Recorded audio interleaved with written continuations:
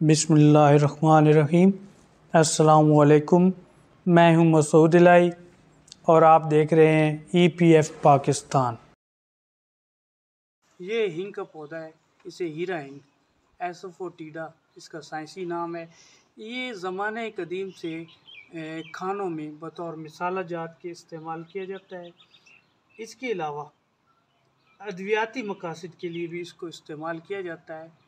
اس کا آبائی علاقہ ایران ہے۔ ایران میں کچھ تاریخ دانوں کا کہ الیگزینڈر کو یہ کریڈٹ جاتا ہے کہ وہ ایران میں اس کو لائے۔ زمانہ قدیم سے اس کو استعمال کیا جاتا ہے۔ تو پاکستان میں کوئٹہ کے چلتر نیشنل پارک میں قدرتی طور پہ پایا جاتا ہے۔ اس کے علاوہ افغانستان، ایران کے صحرائی علاقے، افغانستان کے پہاڑی علاقوں میں اور ازبکستان اور قازقستان کے صحرائی علاقوں میں بھی پایا جاتا ہے۔ اس کی فارمنگ کا آغاز 12ویں صدی کے آخر میں ایران میں کیا گیا اور ہندوستان میں بھی اب اس کی کاشت ہو رہی ہے۔ فارمنگ کی ایک اہم وجہ یہ ہے کہ اس کا کافی مہنگے مسالہ جات میں شمار ہوتا ہے۔ اس وجہ سے اس کی فارمنگ کی طرف رجحان بڑھ رہا ہے۔ تو پاکستان میں کافی سارے علاقے اس کے لیے موزوں ہیں۔ اس کی فارمنگ کا آغاز کرنے سے پہلے اس ویڈیو کو آپ تفصیل سے دیکھیں گے تو اس میں آپ کو ساری معلومات دینے کی کوشش کروں گا۔ موسمی تقاضے۔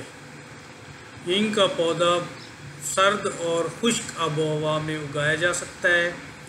اس کے لیے آئیڈیل ٹیمپریچر 20 سے 30 سینٹی گریڈ ہے۔ زیادہ سے زیادہ درجہ حرارت 35 سے 40 سینٹی گریڈ تک برداشت کر سکتا ہے۔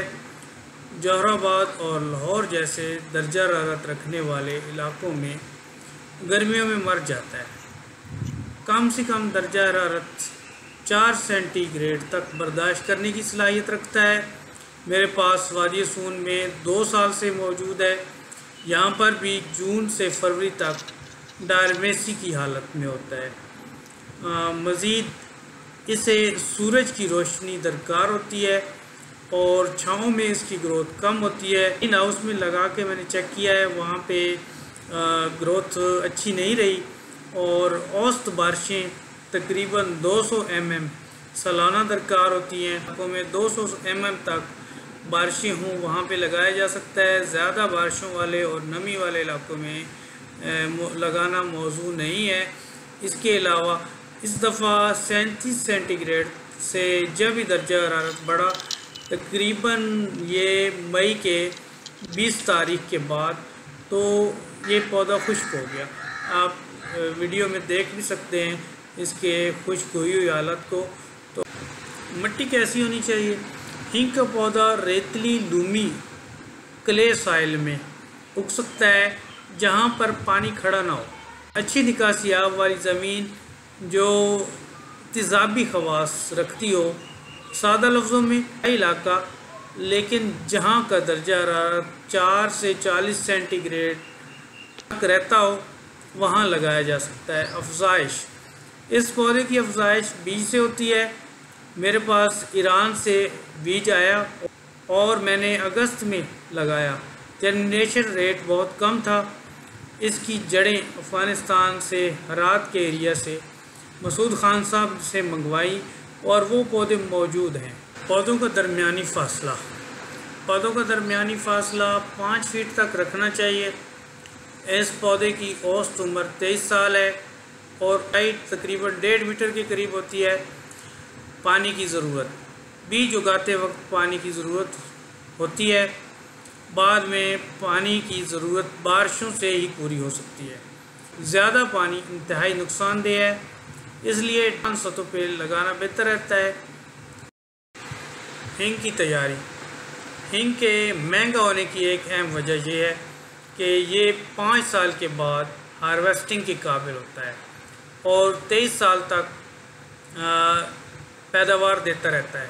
آبائی علاقوں میں مارچ اپریل میں جڑیں سامنے کر کے کٹ لگایا جاتا ہے اور اس میں سے نکلنے والا دودھ نما مادہ خشک ہو کر ہینگ کی شکل اختیار کر لیتا ہے۔ خاص خوشبو رکھنے والا مٹیریل ہوتا ہے کوالٹی برقرار رکھنے کے لیے فوری طور پر پیک کر دینا چاہیے تاکہ خوشبو ضائع نہ ہو۔ پودے کی پیداوار بہتر کرنے کے لیے کچھ لوگ 1 سال چھوڑ کے اس میں سے کٹ لگا کر مٹیریل اکٹھا کرتے ہیں۔ یہاں پہ تقریباً مارچ میں اس کے پتے نکلنا شروع ہو جاتے ہیں، اس لیے اگر اس کی عمر 5 سال کے تک ہو گئی اور یہ زندہ رہا تو مارچ سے پہلے اس میں سے کٹ لگا کر یہاں سے مٹیریل یعنی اس میں سے ہینگ حاصل کی جا سکے گی۔ یہ بتانے کا مقصد یہ ہے کہ ہر علاقے کے حساب سے اس کے کنڈیشن کو دیکھنا ہوتا ہے کہ پیداوار لینے کے لیے پودوں کے خوشے نکلنے سے پہلے یعنی پتے نکلنے سے پہلے کٹ لگایا جاتا ہے اور اس کے اوپر والے ایریا کو بچایا جاتا ہے تاکہ اس کو نقصان نہ ہو، دوبارہ جو ہے اس میں سے پتے نکل سکیں اور پودا بن سکے۔ نتیجہ جیسا کہ ہینگ ایک قیمتی اور اہم ادویاتی خصوصیات کے ساتھ کھانوں کا اہم جز ہے، اس کے علاوہ پیسٹیسائڈز ادویات میں بھی استعمال کیا جاتا ہے، یعنی کیڑے مار ادویات تیار کرنے میں استعمال ہوتا ہے، اس لیے اس کی فارمنگ انتہائی نفع بخش ہو سکتی ہے۔ جن علاقوں میں قدرتی طور پر موزوں حالات ہوں وہاں پہ لگانا چاہیے، کیونکہ لمبا عرصہ انتظار کرنا پڑتا ہے، اس لیے شارٹ کٹ فارمنگ والے لوگوں کو اس سے بچنا چاہیے۔